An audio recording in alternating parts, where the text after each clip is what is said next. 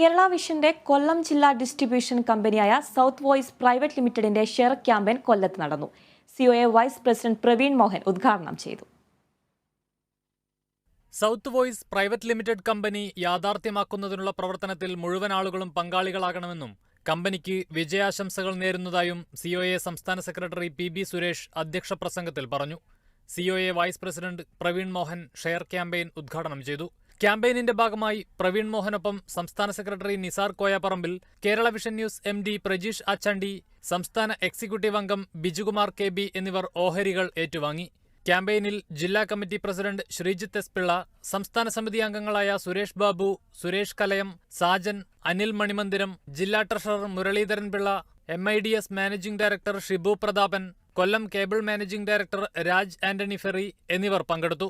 Promotion committee convener Binu Sivadas സ്വാഗതവും COA Kollam ജില്ലാ committee secretary Muralikrishnan നന്ദിയും പറഞ്ഞു. കേരള വിഷൻ ന്യൂസ്, കൊല്ലം.